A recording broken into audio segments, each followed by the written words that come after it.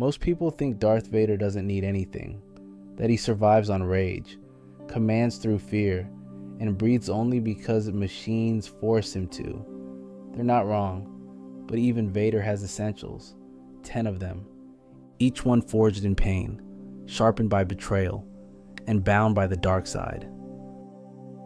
The first thing Darth Vader can't live without is the very thing that should have destroyed him: pain. It's constant, in every breath, every movement, every flicker of memory. Atop the volcanic slopes of Mustafar, his lungs were scorched by fire, flesh burned until it blackened, and his bones were shattered, left to rot in the ash. But that's exactly why it's essential. Vader doesn't suppress his pain. He welcomes it because it feeds his strength and deepens his connection to the dark side. There are moments when he meditates with his neural suppressants turned off. No sedatives, no relief, just agony, raw and unfiltered.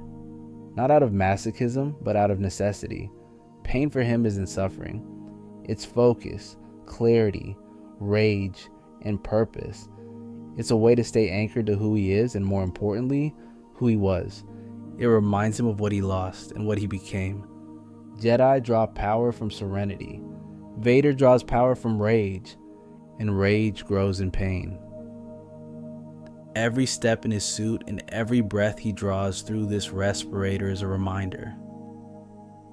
The Jedi betrayed him. Obi-Wan left him for dead, and Padme was lost.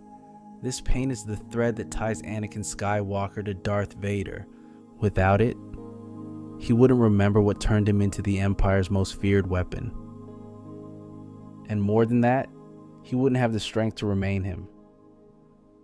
But to maintain control of the galaxy, fear alone isn't enough. Vader's second essential is a reach that extends far beyond his presence, through two forces bred for one purpose: hunting Jedi. After Order 66 was executed, not every Jedi was wiped out. Some fled, others hid, and the Emperor assigned Vader to finish the job. But even he couldn't be everywhere at once, so the Inquisitorius was formed. Force-sensitive agents, many of whom were former Jedi, turned into enforcers of the Empire. Trained by Vader himself in fear, obedience, and pain, their loyalty was not requested, it was demanded. They were tasked with tracking down Jedi survivors and even Force-sensitive children.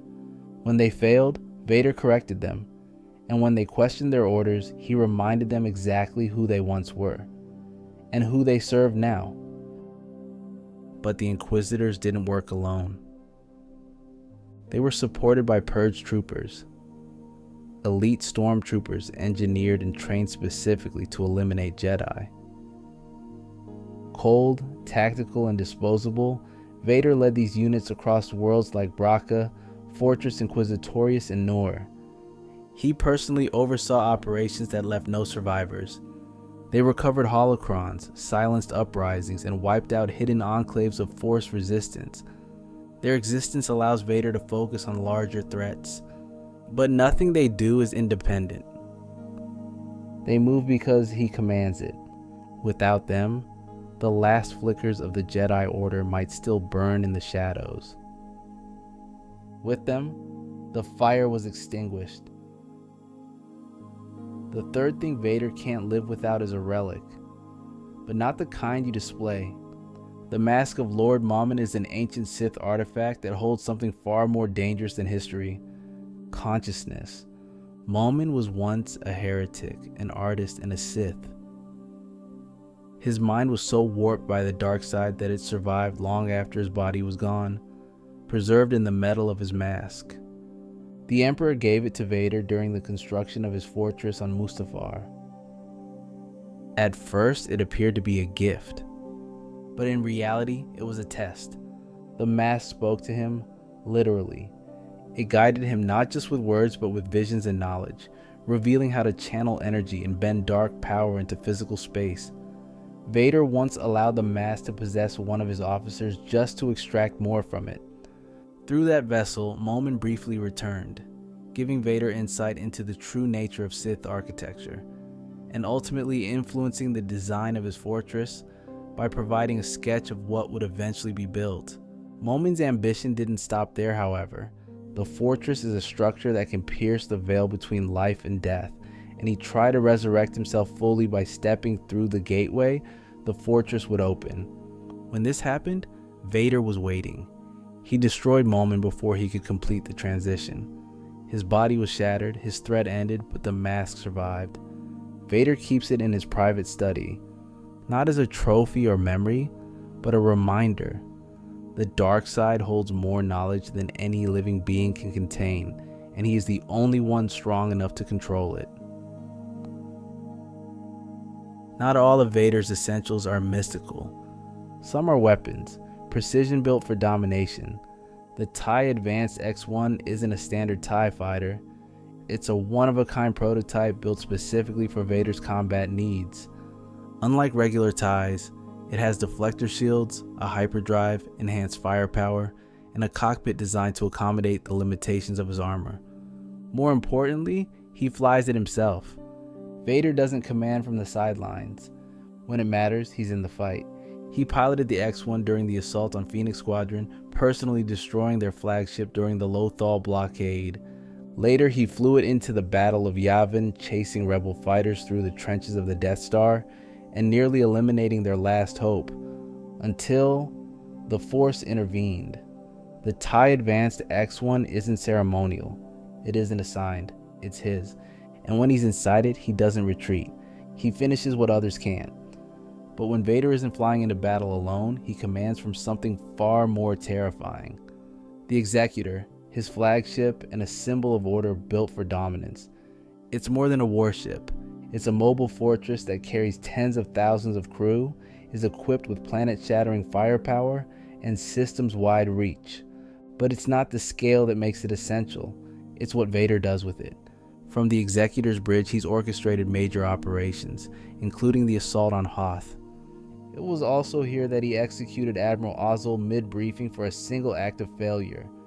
Aboard this vessel, he commands fleets, interrogates prisoners, and communes with the Emperor. Its presence alone in orbit is enough to end resistance before it starts. The Death Star was designed to destroy planets, but Vader prefers to control them. Solitude is a necessity sometimes in war, however, but it is rare. So Vader carved out a space where he could find it. His meditation chamber. Despite the name, he doesn't use it to rest. Here he allows the full extent of his pain to return with no distractions and no interference. He meditates on it, channels it, and feeds it into the dark side. Through this discipline, he reaches clarity in the past, present, and in the Force. It was in this chamber he learned of General Veers' success during the Hoth assault, and also where he decided Admiral Ozzel had failed him for the last time. The meditation chamber is not where he retreats. It's a crucible and place for focus where he sharpens the blade. It's also only one of two places he can safely remove his helmet and exist outside his armor. The capsule is sealed and pressurized, and the atmosphere is regulated to compensate for Vader's damaged lungs. But pain has its limits, even for Vader. While his armor sustains him, it cannot repair what's beneath. For that he requires one thing, Bacta. Inside his fortress on Mustafar, Vader maintains a personal Bacta tank. Suspended in the fluid, he can temporarily remove the armor and allow his ruined tissue to regenerate. It slows decay and repairs what can be salvaged. The injuries he sustained in his duel with Obi-Wan were beyond surgery and cybernetics. Bacta isn't a cure, but it's the only way to preserve what's left. It's not pleasant, it's not peaceful, but it's effective. He uses it between missions and after combat, never to fully heal, but to be ready for what must be done next. Some of Vader's essentials aren't tools, they're truths. And to him, the most essential truth of all is the dark side of the Force. It's not a belief or a philosophy, it's a current, and Vader lives within it. The dark side sustained him on Mustafar, and it gives him strength beyond pain and fear. He has entrusted himself to it so much so that he built his fortress atop a Sith cave, buried in the wounded soil of Mustafar. This cave isn't symbolic, it's alive. A wound in the Force pulsing with ancient power. It breathes agony, echoes with rage, and bleeds with the hatred of those who fell before him. And Vader built his sanctum directly above it, not to contain it, but to feel its pulse and grow stronger with every throb. The planet itself is aligned with suffering, the lava, the death, the memory. But Vader doesn't retreat from it. He chose to live above it. Through the dark side, he sees farther, feels more, and strikes harder. Without it, he would have been just another casualty of a Jedi's mercy. But the dark side is nothing without a weapon to wield it. And for Vader, that weapon is his lightsaber. After falling at the hands of Obi-Wan, Vader was sent to find a surviving Jedi and take his weapon. His name was Kirak Infila, a Jedi Master who survived Order 66 and went into hiding. He stood alone, preparing for war, but Vader defeated him. He took the Jedi's crystal and corrupted it, bleeding it through memory, rage, and will until it turned red. That crystal powers his saber. Its construction was personal. The hilt, the internal systems, the power cells. They were all modified to suit his fighting style and the limitations of his suit. Tarkin even once remarked that this was the only object Vader seemed to care about. He wasn't wrong.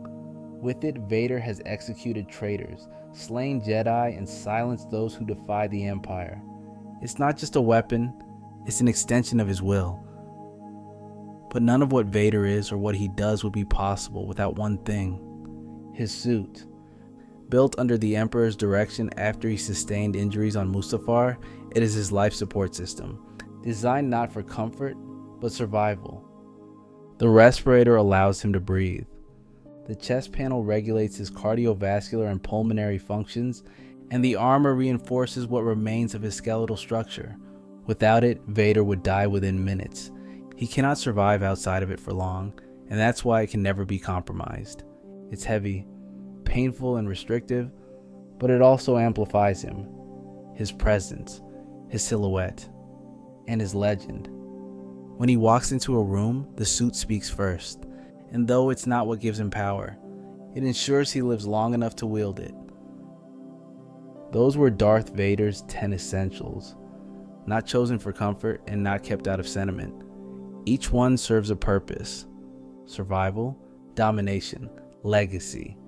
They are the tools through which he shapes the galaxy and destroys anyone who stands in his way.